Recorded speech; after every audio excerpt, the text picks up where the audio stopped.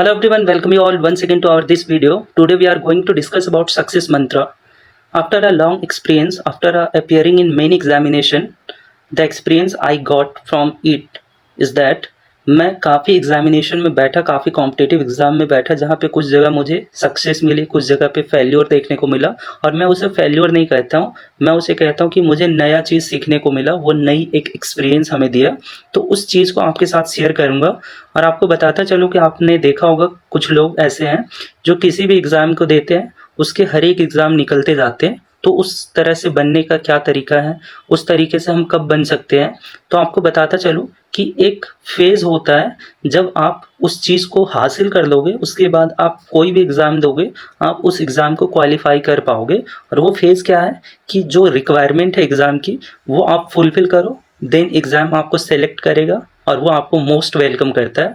कुछ लोग ये कहेंगे कि ग्रुप डी का एग्ज़ाम आसान है, यूपीएससी का हार्ड है, नीट का हार्ड है, जेईई मेंस का हार्ड है। तो भाई कोई एग्ज़ाम टफ और आसान नहीं होता, हर एक एग्ज़ाम की अपनी एक रिक्वायरमेंट होती है, आप उसको फुलफ़िल करो, वो आपको सेलेक्ट करेगा। तो कोई एग्ज़ाम टफ और आसान नहीं होता है। तो सबसे पहले आज की जो टॉपिक है उस पर मैं बात करूँ तो ये सक्सेस मंत्रा का जो पहला पार्ट है, ये फनल मेथड है, जिसे कीप विधि कहते हैं।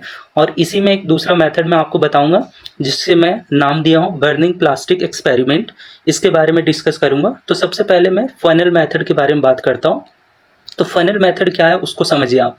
When you start studying your syllabus is very huge, मतलब कि जब आप पढ़ना शुरू करते हो तो आपके जो सिलेबस होते हैं वो काफ़ी बड़ा होता है। कितना बड़ा होता है, ये फनल का मुंह आपको दिख रहा है, इस तरीके से इतना बड़ा होता है। उसके बाद क्या होता है, इस पे बात करते हैं।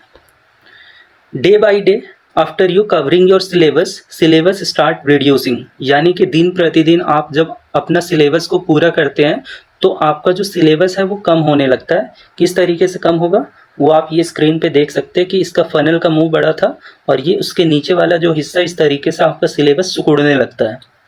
इसके बाद क्या होता है, इस पे बात करें।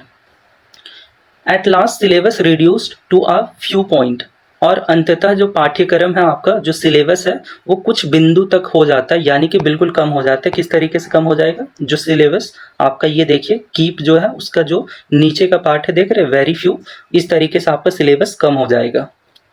इस पे बात करें कि आपको फिर करना क्या है, आपको सिर्फ और सिर्फ रिवीजन करना है अपने सिलेबस को। और सिलेबस को जब आप बार बार रिवाइज करोगे तो आपके वो सबकॉन्शियस माइंड में फिक्स हो जाएगा और वो आप बिल्कुल भूलोगे नहीं। फिर आपको प्रैक्टिस टेस्ट करना है और फिर वो आपको सक्सेस दिलाएगा। इसी के बाद मैं आपको बताऊं कि मैं जो एक बताया बर्निंग प्लास्टिक मेथड, तो देखिए प्लास्टिक जो होता है भाई साहब, ये बड़ा होता है इस तरीके से, बिफोर लिखा हूँ प्लास्टिक है। इसको जब हम जलाते हैं तो देख रहे होंगे आप, नीचे फ्लेम दिख रहा है, ये जब जल रहा है तो ये क्या होता है, आफ्टर सिकुड़ जाता है, यानी कि एक पॉइंट पे आकर के बिल्कुल वो चिपक जाता है। वैसे ही हमारा सिलेबस होता है। सिलेबस सबसे पहले बड़ा होता है प्लास्टिक के जैसा, लेकिन जितना हम उस पर घिसते हैं, जितना अपने आप को जलाते हैं, जितना उसके पीछे मेहनत करते हैं, वो हमारा सिलेबस रिड्यूस होने लगता है और एक पॉइंट पे आकर के वो सिलेबस जो है एक पॉइंट बन जाता है, एक बिंदु बन जाता है जो बिल्कुल कम हो जाता है। फिर हमें क्या करना होता है, सिर्फ और सिर्फ रिविज़न करना है। रिविज़न के बाद हमें क्या करना है, टेस्ट देने, और टेस्ट जब हम देंगे तो क्या होगा, हम लोगों को सक्सेस मिलेगी। हम जिस मुकाम पे जाना चाहते हैं वो सक्सेस मिलेगा। इसीलिए आप लोगों को घबराना नहीं है, ये मैं अपने एक्सपीरियंस से बता रहा हूँ। काफ़ी जगह सक्सेस पाने के बाद, काफ़ी जगह अनसक्सेसफुल होने के बाद, ये मुझे जो एक्सपीरियंस मिला उसको मैं आपके साथ शेयर करना चाहा। आई थिंक ये इन्फॉर्मेशन आपको अच्छा लगा। अगर अच्छा लगा तो हमारे चैनल को सब्सक्राइब करें, लोगों के बीच शेयर करें, ताकि लोग मोटिवेट हो सके, अपने जीवन में हताश निराश ना हो और वो भी सक्सेस पा सके। आई थिंक ये आपको हेल्पफुल होगी video. Thank you so much. लोगों के बीच शेयर करें, लोगों को